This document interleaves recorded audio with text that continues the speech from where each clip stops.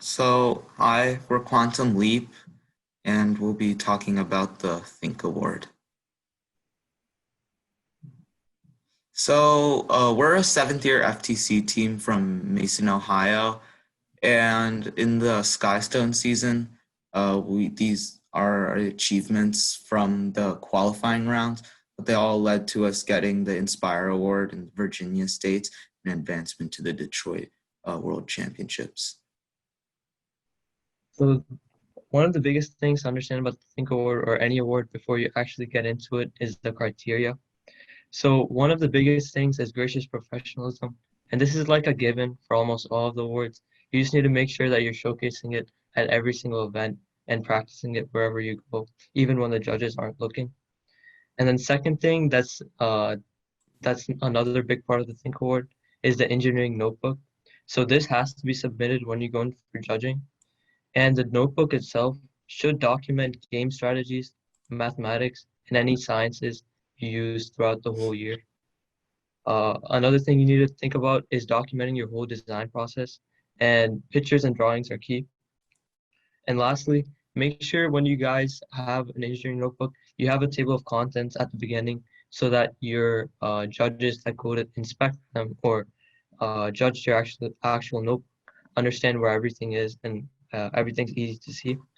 And you should, it's a rule of thumb that you should tab 6 to 8 pages dedicated for Think Award, and these are Think Award tabs, so that the judges know which ones to flip through and which ones to actually look at for your Think Award. So a couple of things you should put in your notebook are one, showcasing your whole robot journey. So whenever you start the season, you should think about documenting every step of the robot that you did along the way.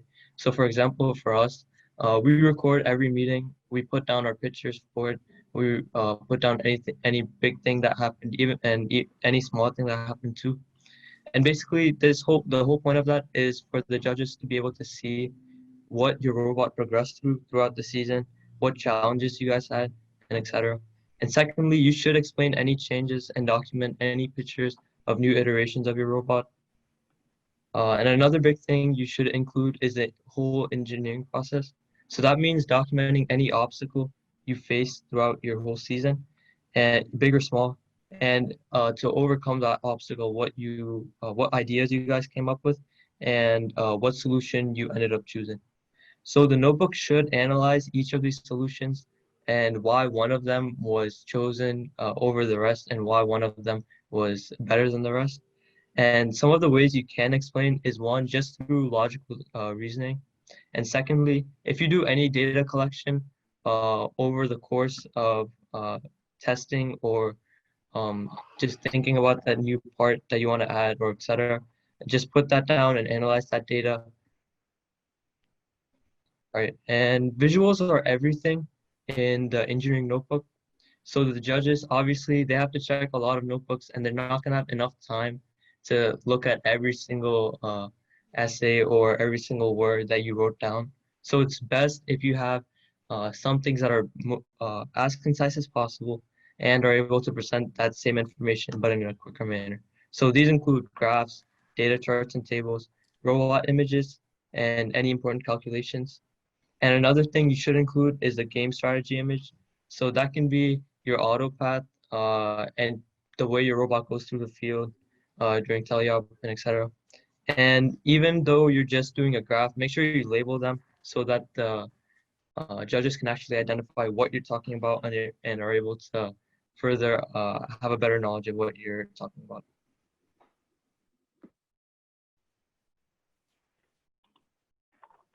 Hi, my name is Sarvesh and I'm new to FTC.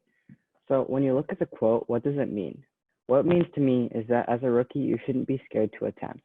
By attempting, even if you make a fool out of yourself, you can still learn from that and succeed the next time. Without trying, you can never learn and improve. Secondly, going hand in hand with trying, be creative and think outside of the box. Even if you make 100 failed ideas, the 101st could be genius. Next up is tips for the Think Award. Simplicity and efficiency is key. By finding the base, you can spiral off of it and add to it. While if you start off complicated, it loses its modularity and it becomes a pain to work with. And lastly, it could be discouraging to look at the full complex idea rather than something simple. So now we're gonna highlight the design process and some things that we as a team did last year that we put in our notebook and kind of led us to getting the code. So one major part of our design process that we highlighted throughout the notebook was the handshake, or this handshake was just a method of getting the sky stone from inside a robot and out. And for those of you that are new to FTC this year, last year's challenge was basically placing Lego blocks onto a platform or foundation. So this is just one way that we came up with to place the block or intake the block and place it on the platform. So before we actually jumped into the design of our intake and deposit, we considered the stones on the field and their orientation throughout the game. And we noticed how basically they were able to... Vignesh, can you say that again? I think you cut out. Oh, sorry. So before jumping into the design of our intake and deposit, we considered the stones on the field and their orientation throughout the robot game. So as you can tell, the stone itself can either be placed upright with their knobs facing up or on the side. So we accounted for that and we made a tray that was basically able to turn. And we showcased that throughout our whole engineering design process and how it helped us throughout the game so we can basically do better in the competitions. Now onto the evolution of the drivetrain. So what you see here is like something that you should have, like it should be modeled in your EM. And so for the evolution, we went through 3 stages. We went through prototyping, CAD and planning, and build. And the prototyping stage, in the first image was just we modeled a mechanism wheel where we would test on a prototype drivetrain. The second image is just a more advanced modeling for our mechanism wheels. And then finally, in the third image was our prototype drivetrain that we built to test the rev hubs and the wheels that we just modeled. Then once we did that, we went to the CAD stage, and as you can see, we have multiple CADs. The first 2 images were robot design ideas, but it wasn't the best robot design for our season because they were more complex, and we couldn't build off of it a lot. We couldn't do a lot of changes with it and take advantage of the drivetrain. And so when we went to the final robot design, which was the third image, we chose it because it had the best qualities that were suited for the season, and it was a lot simpler in comparison to the first 2 designs. So we were able to build off of it and take advantage of the drivetrain so we could complete the tasks much more efficiently. And once we CADed this third robot design, we went to the build stage. And build stage is, as it's self-explanatory, we take whatever we CADed and now we're putting it into real life, we're building it. And the first image is just the starting of us constructing the drivetrain. And then the next 2 images was us putting more additions to it and making it much more advanced and efficient. The third image is not the end of our drivetrain building. We still progressed and we did more changes to it to make it the best that we could possibly make it. And one change that we made to it was like we added more holes, and like I said before, so we could build off of it and do more with the drivetrain. So when you're building your drivetrain, just think about making it simple and don't go overly complex. Make it simple and make it efficient. Yeah, so the slide before Sarn kind of showed how that should be modeled in, like that something like that should be modeled inside your engineering notebook. So if you can go to the next slide. Okay, so a lot of teams get the what and the how in their engineering notebook for a lot of their changes and like their designs, but they forget about writing about the why. So like make sure that you talk about why you changed something, and that goes into the math and experimental data. So we used a lot of math last year to gather data about all our different mechanisms and our motors.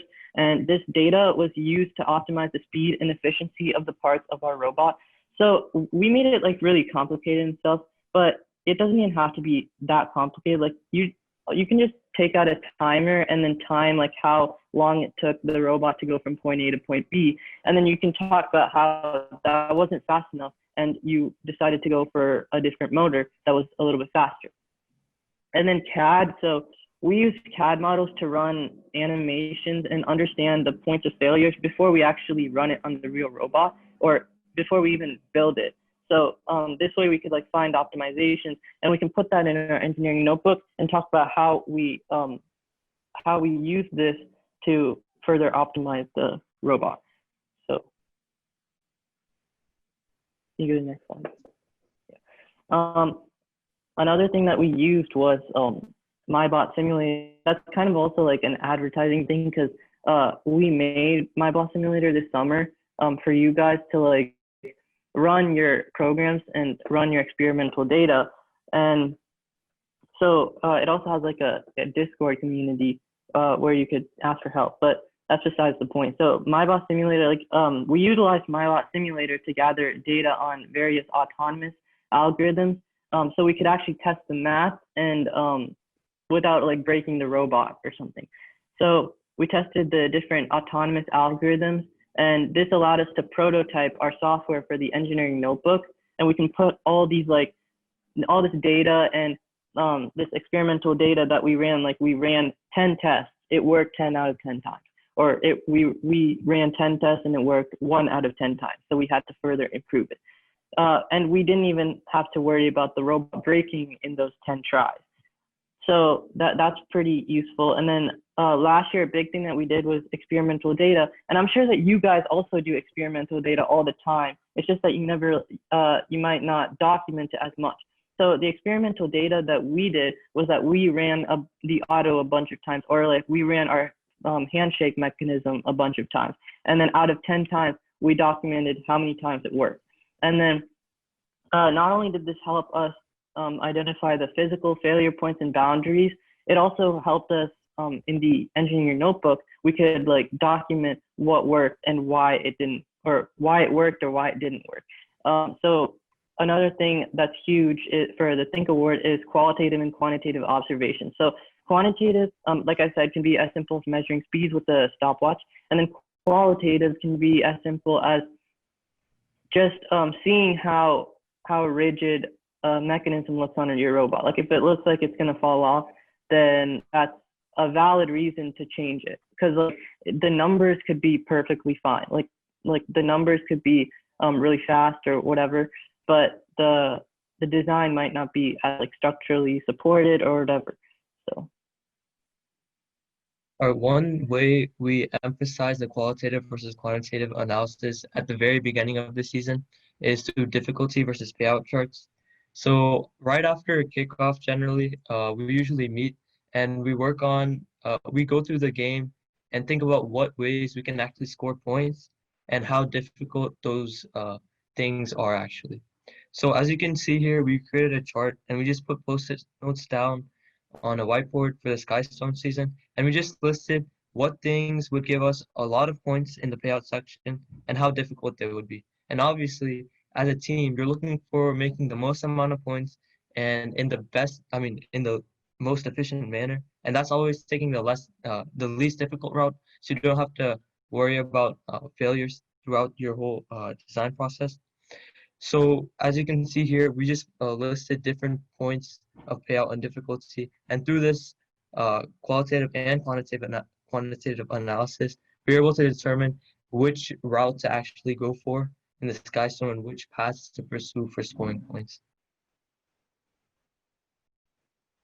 So kind of to wrap things up, this is our conclusion slide with like everything that we talked about. So the first thing is to document every step of your team's journey. And we kind of talked about that with the evolution and having all those evolutions of a certain mechanism. So we had evolution of drivetrain and evolution of handshake. And then the next thing is, this goes for any award, but present gracious professionalism. And then the next thing is like, be creative when making things efficient and simple. So there might be a lot of teams doing one thing, but it might not be the best idea, or it might not be like the most efficient. So go for something simple and efficient that gives you a lot of points.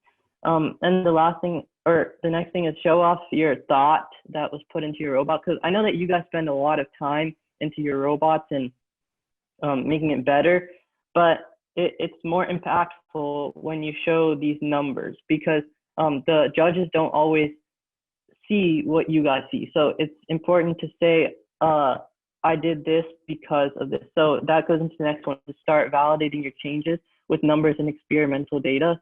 So like all your changes, like it's better to go off of the numbers and the experimental data than just saying it didn't work this one time, so we're just going to change it. So like it's better to run it 10 times and then see how many times it worked and how many times it didn't, and then document that into the engineering notebook, and then say, this is why we this is why we changed it, because it worked 1 out of 10 times. Or with the numbers, you can say, the reason why we changed it was because according to our map, this motor is not suitable for this task. So just start validating your changes and not going off of guess and check methods.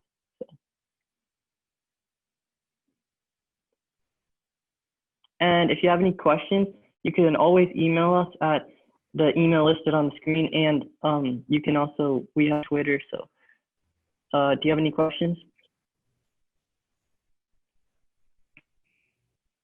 Yeah, so we have about 13 minutes for questions. You can either unmute yourself and ask the question, or you can put it in the chat. So we'll wait about a minute if you have any questions.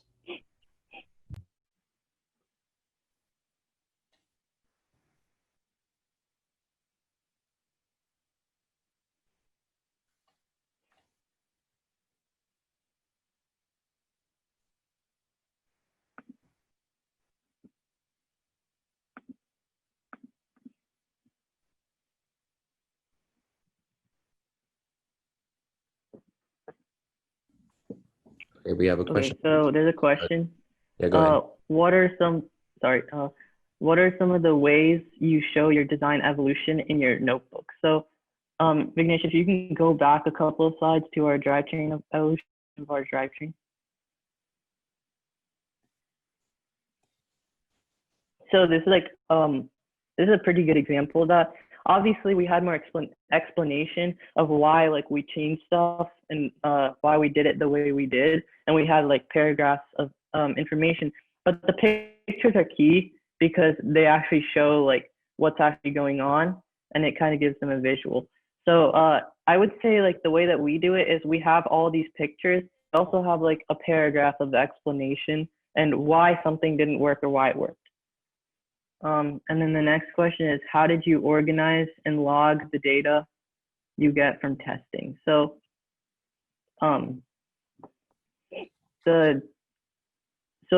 the testing part, we just like, okay, so one example of this was last year we had our handshake mechanism. So Vignesh, if you can go to the handshake slide.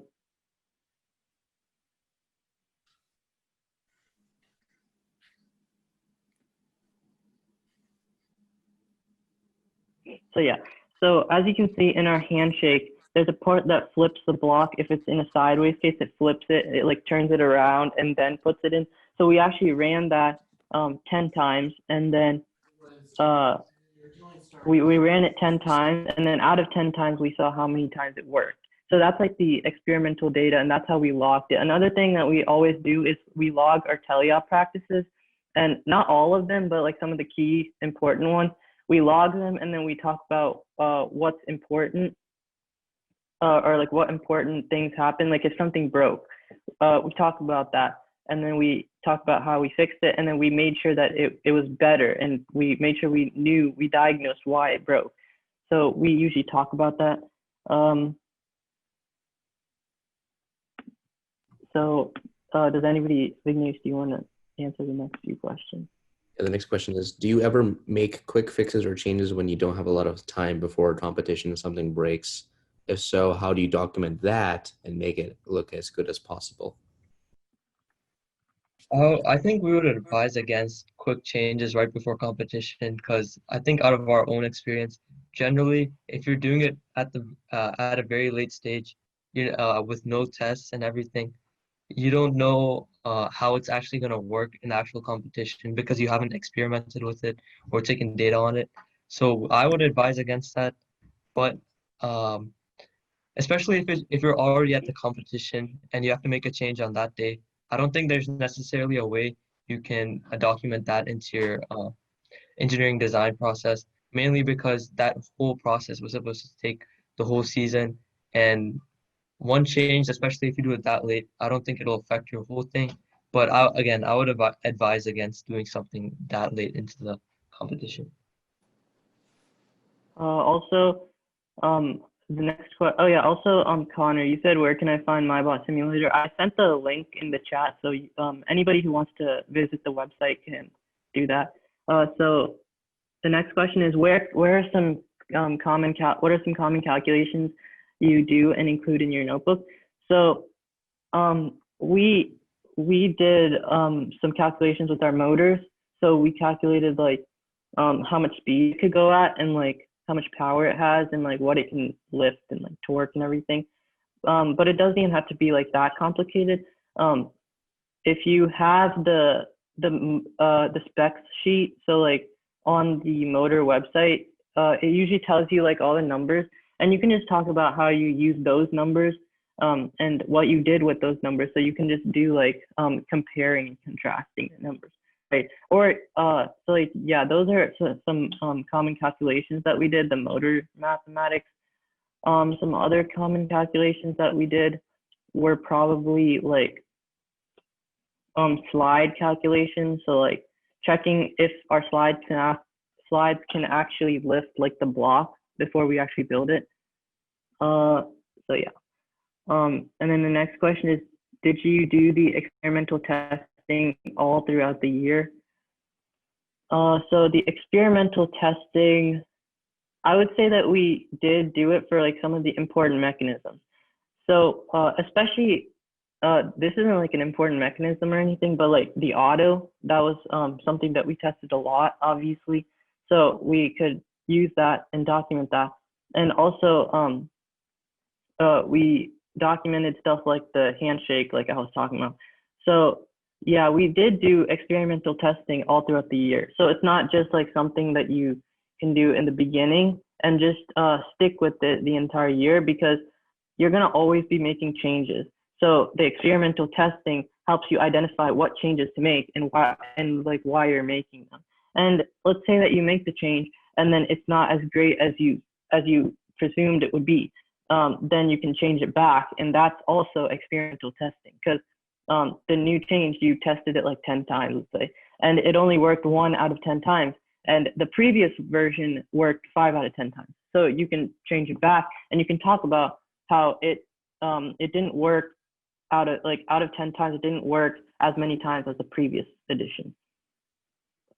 Are you planning on changing any aspects of your design process due to COVID-19?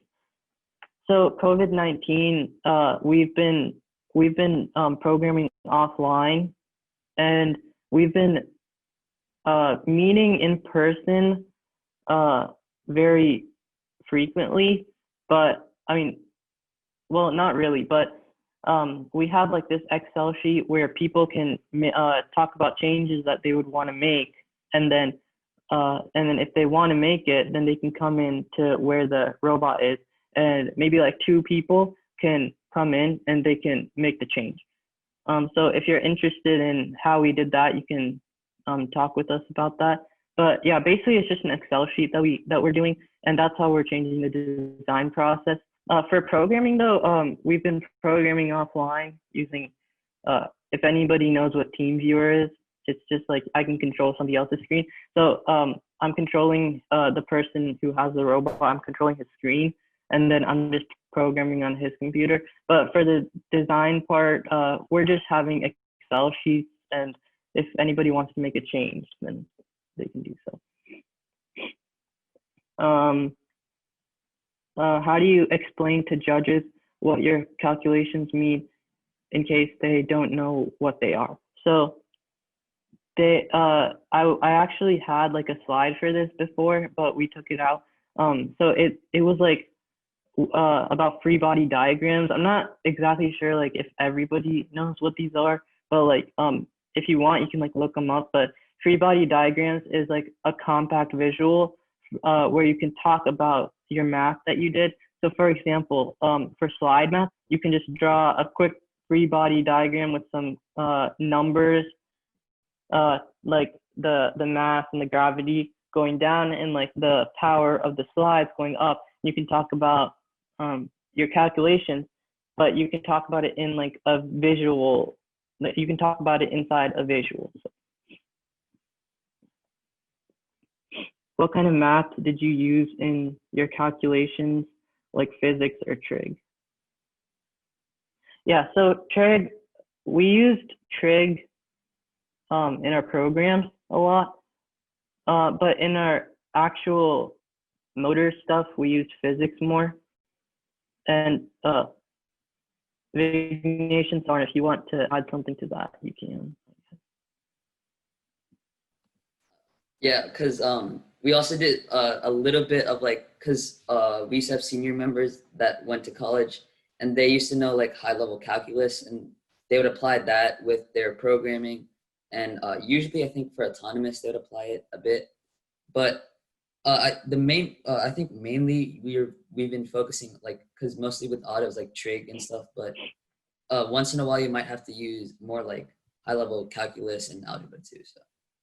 Well, yeah, but you don't have to do that. Like, okay, like going back to last year, our auto, in the very beginning, we didn't have any like trig or physics calculations. We actually and we still were able to get the think award because all we did was we had an auto that went from point A to point B, and we stopped it after a certain time. So like we would just say set the powers until a certain time. And I'm sure you guys are familiar with this concept, but you just set the powers until a certain time and then you stop them.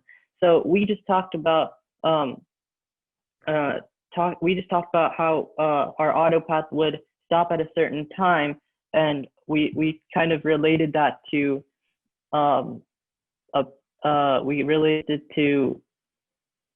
we talked about the time and how it related to math, and we talked about the speeds that we use and how we started out with like a 1.0 speed, but there was too much slippage. And we talked about how we slowly went down from 1.0 to 0.3 and stuff. And that's something that we did for programming. You don't have to have like complex physics and trig. But if you do, then I would say that the motors are something that you would want to talk about. So yeah. Are there any more questions? Yeah, we'll take maybe one more question, and then Jody's got a surprise for you regarding code words or something like that. I don't know. If not, we should be just able. Jody, do you want to just go ahead? Sure. That was a great presentation, Quantum Leap. Thank you so much for doing it. I learned a lot for sure. I'm sure everyone else did as well. For this Zoom session, the magic code word is pickle. So hopefully you are all collecting the code words and we'll enter the contest. And just want to thank everyone for participating. And the next round of Zoom meetings begin at 10:30. Yep. All right, thank you very much for listening. Thank you.